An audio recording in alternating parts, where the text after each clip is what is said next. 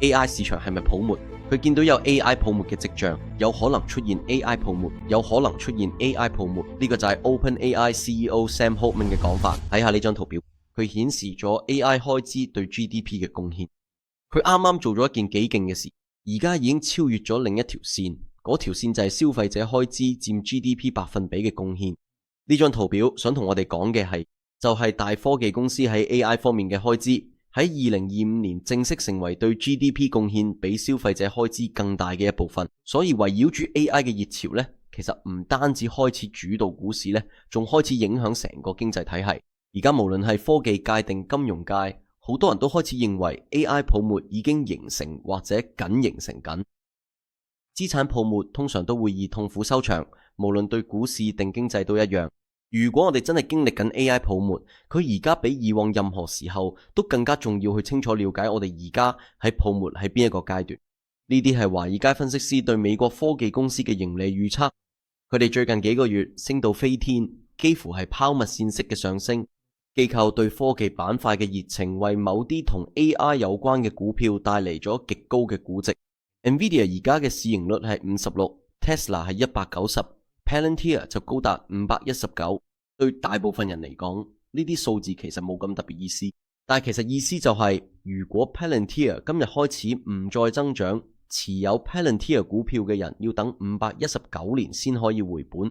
做個比較 SP500 指數呢，而家嘅市盈率係29，美國細價股指數大約嘅市盈率係17。換句話講，投資者買一股 Palantir 要比買一股普通美國股票貴30倍。呢啲唔係 Warren Buffett 會覺得興奮嘅投資對象。對好多人嚟講，呢種情況好似90年代末科技股泡沫時期嘅行為，嗰陣時嘅公司都增長得好快。問題就係，因為估值咁高，投資者就假設呢啲增長會以同一個速度持續到好耐之後。當然，當呢啲公司最後冇達到嘅誇張嘅增長預期，科技板塊就出現180度大轉變，投資者要好快調整翻佢哋對增長嘅期望，面對現實。呢個就引發喺過去70年入邊，其中一個最嚴重嘅熊市，抹走咗美國股市一半嘅總市值，仲帶咗一個幾痛苦嘅經濟衰退。咁我哋而家距離呢種嘅痛苦嘅情況仲有幾近呢？一般嚟講，任何牛市都有3個階段。第一個階段係早期投資者入場，之後就係認知階段，機構資金開始留意到呢個主題同埋入市投資，最後就到狂熱階段，大家極度興奮，媒體大肆報道，推高回報到極點，形成一個大頂。呢個階段我哋可以歸類做泡沫，跟住就係泡沫爆破之後帶嚟嘅痛苦。今日我哋見到大家對 AI 好熱衷，媒體又大力報道，估值又高，其實我哋都知道而家係處於呢個狂熱階段。順帶一提，通常呢個時候相關資產嘅回報係最大，亦都係最多資金湧入呢個市場嘅時候。咁我哋而家究竟喺呢個階段嘅邊一部分呢？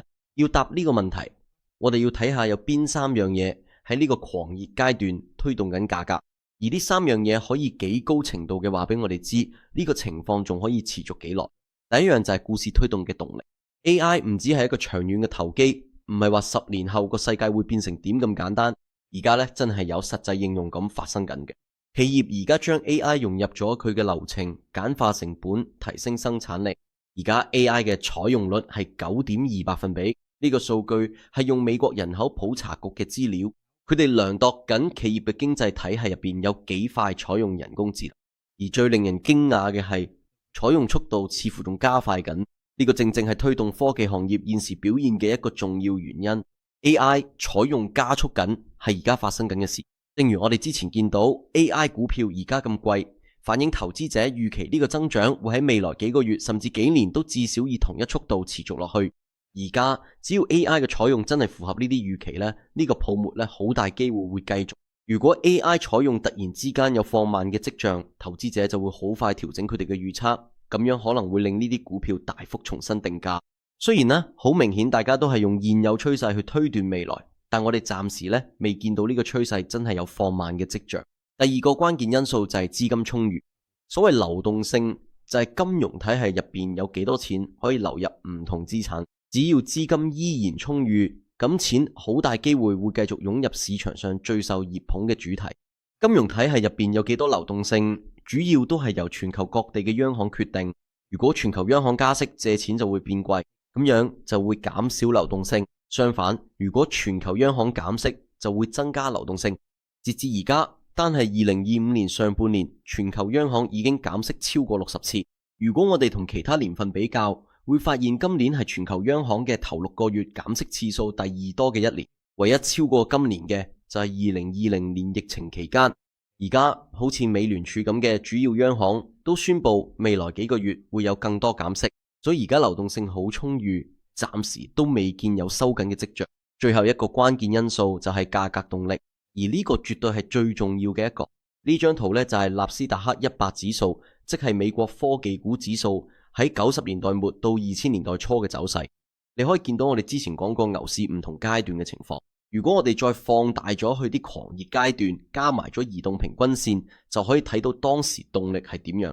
我哋見到牛市嘅泡沫最後呢段時間，動力係非常之強勁，所有移動平均線都向上，而價格一直都企喺所有主要移動平均線之上，只係好短暫嘅跌穿過。但係去到頂峰嗰陣呢，我哋就見到動力開始轉向，移動平均線開始向下彎，價格都好難再企喺佢哋嘅上邊。一出現呢個情況，就標誌住科網泡沫嘅開始。點解呢樣嘢咁重要？